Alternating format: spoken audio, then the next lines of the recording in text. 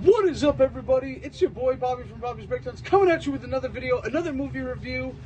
We are going to be recapping, reviewing, and talking about, all in one, Disclosure Day that came out about a little under a month ago, and it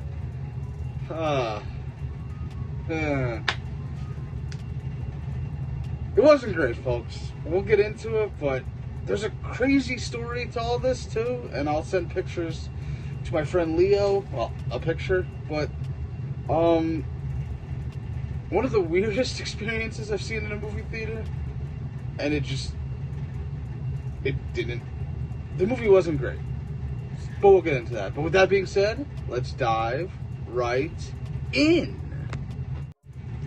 The craziness comes about at the midway of this movie, so we'll get to that. So we start off, I was shocked, with a wrestling match. I'm looking at the wrestlers, I'm like, I know those guys. I'm looking at the ref saying, I know that guy as well.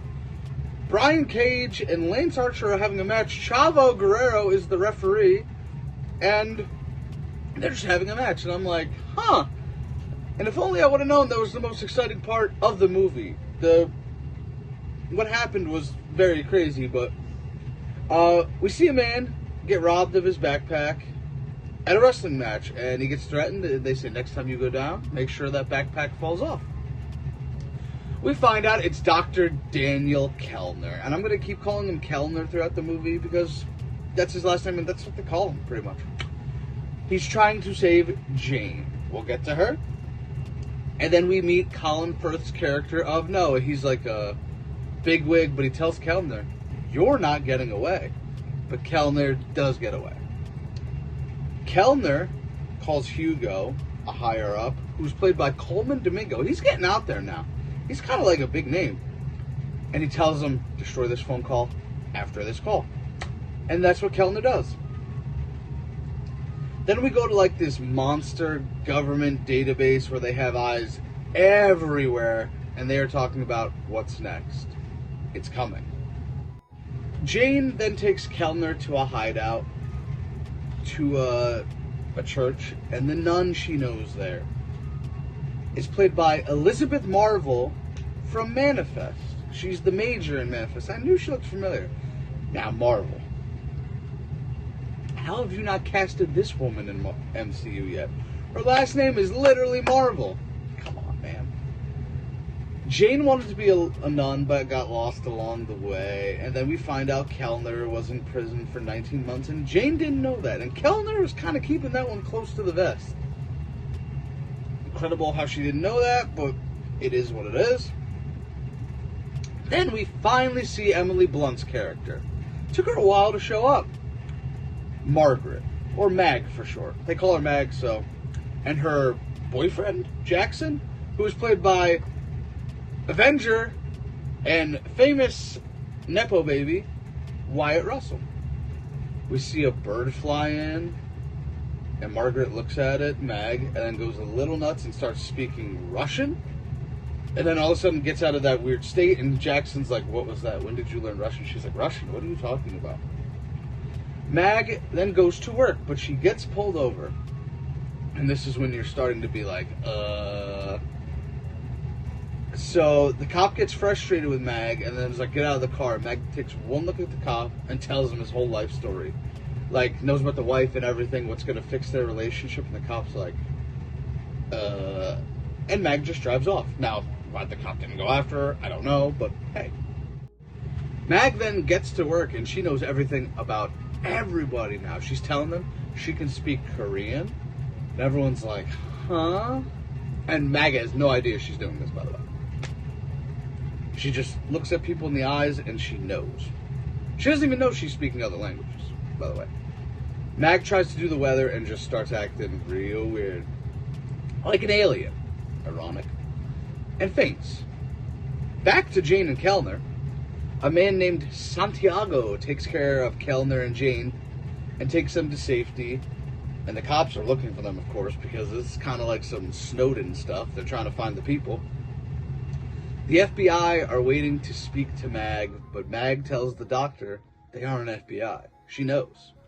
And in a very creepy face-to-face with the agent or whoever he was, you just see her looking at him in the glass, and he turns around and just looks at her like, ooh, that was a creepy part of the movie. She knows they are after Daniel Kellner, and that's when it all starts coming together for a minute. Jane and Daniel are watching old footage of the government revealing aliens, and they show Jane the footage of them working on people, and it's pretty disturbing. Hugo calls Mag because he knows her, little to Mag's surprise, and he tries to help her.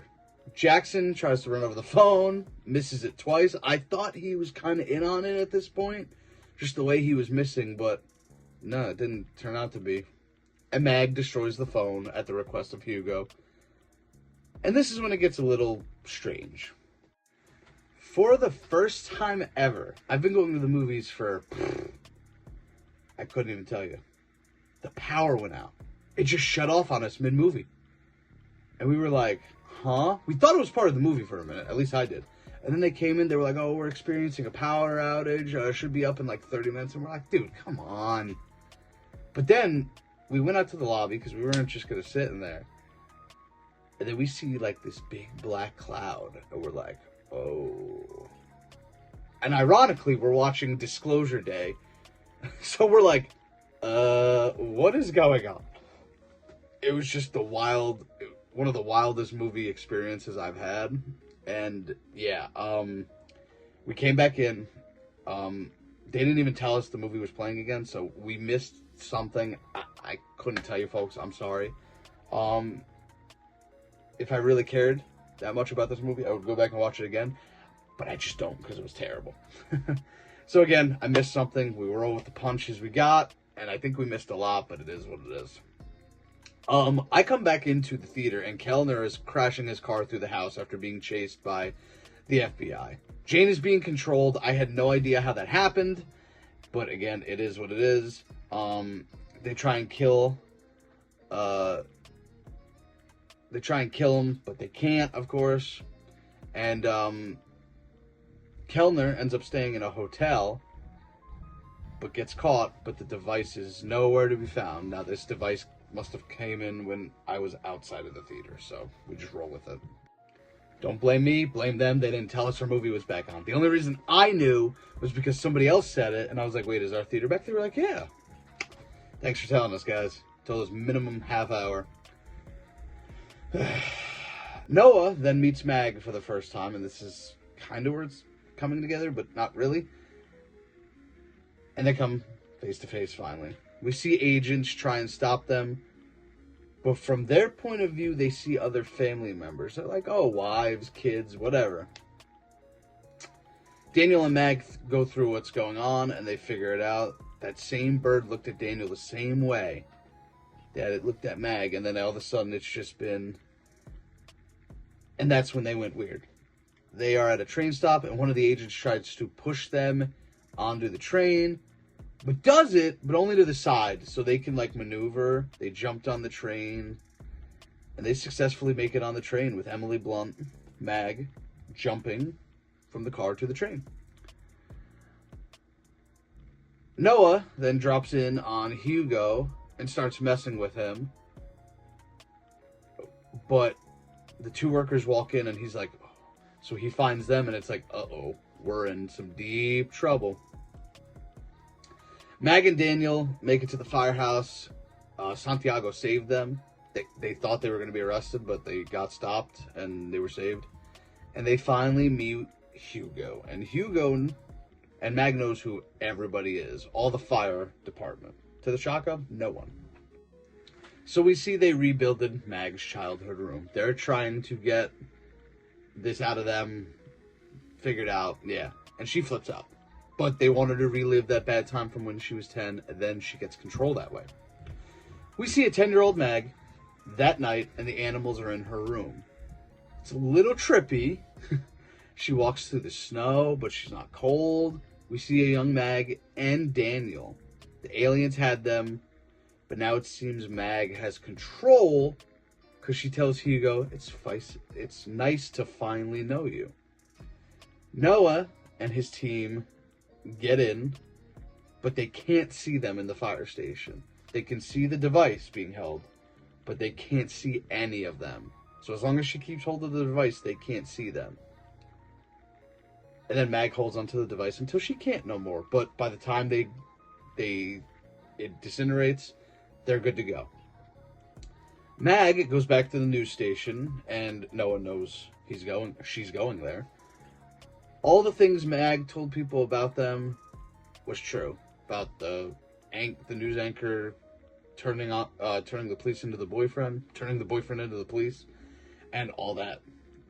And just when we thought all hope was lost, Jane comes in, hands the device to Mag, and Mag gets the light back on because Noah and his crew pulled the power off, and Noah just gives up the fight and sits down and listens. Mag then goes on to give a report and tells everybody across the world about the extraterrestrial things going on. And now the world knows about it. And we see footage from Roswell, New Mexico. Even the news anchors don't know what to say. They're like, this is coming to you in live time. We're reacting to it as you are watching it. Then they wheel in a life form to the news station. Daniel and Mag come face to face with an alien. The alien says something to Daniel. Daniel repeats it back to Mag. We can't hear any of this. Mag then goes to the camera, goes live and says, listen, and cut to black. You didn't disclose anything Disclosure Day. Spielberg, what are we... I sat there for... I was like, come on, man. Like, I couldn't... Like, are you trying to get a sequel out of this? It's bombing. Not bombing. It's not Supergirl bad. But it's struggling to make money. I mean, they're close to breaking even, but... Actually, no, they're not. Because they need, like... Yeah. I thought they could have done so much more with this. It was weird. It was slow. And then it started to pick up momentum. And then, obviously, for me, the power went out. And all the momentum went with it. And I was just like, come on, man. It just wasn't great. And it just told us nothing, really. So, like, for that, it gets like a 4 out of 10. It's not even an average movie. It's an average movie that didn't do anything. I was like, I wouldn't waste my time on this. The trailer looked really good, but obviously I was misled. The whole power going out was kind of crazy too, but yeah. Did you see Disclosure Day? Comment below if you did. Let me know what you thought. If you enjoyed it, by all means. It's just wasn't my cup of tea. It is what it is. And, yeah. But until next time, make sure you subscribe.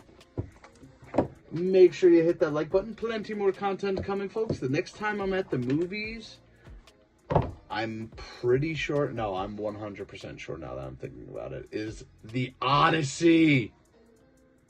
So excited for that movie. Christopher Nolan and that star-studded cast. I am beyond excited to watch that movie. I think it could be the movie of the year. I think it could win Best Picture. Let's see. But until next time, I am Bobby from Bobby's Breakdowns, and we will see you in the next one. Later.